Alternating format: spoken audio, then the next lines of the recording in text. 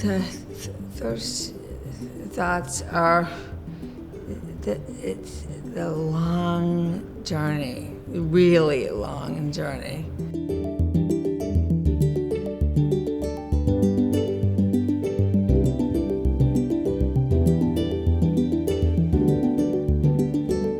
Last night you said anxious and excited. Yes, it's excited and anxious.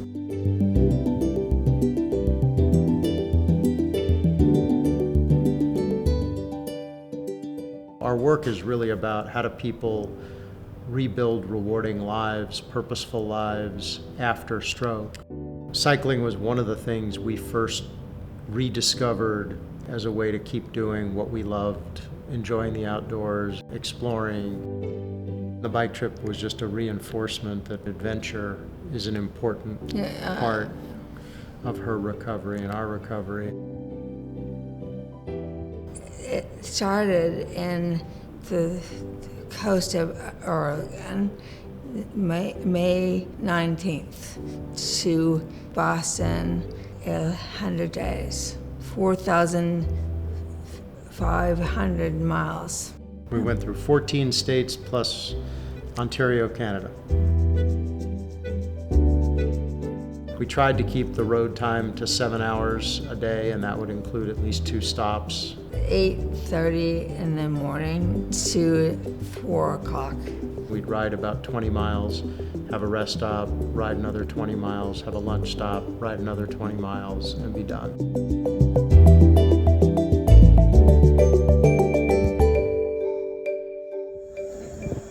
Deb, are you having fun today? Really happy and sad.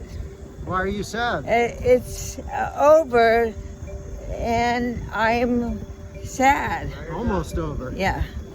And so how are you trying to make a small win out of that? See, focused and the present. And what, enjoying today? And enjoying today and the next few days. Those would be some awesome small wins. Yes. Thank you.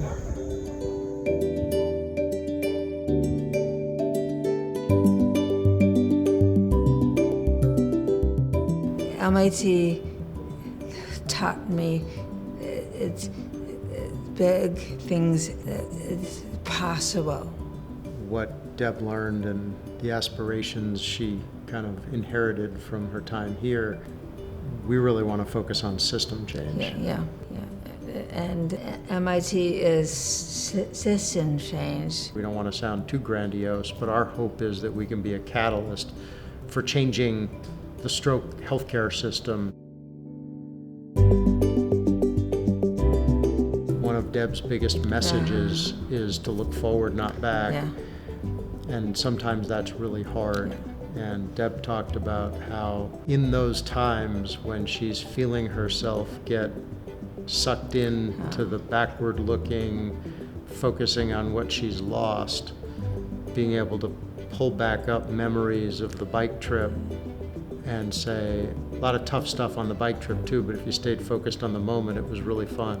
And small wins is so important.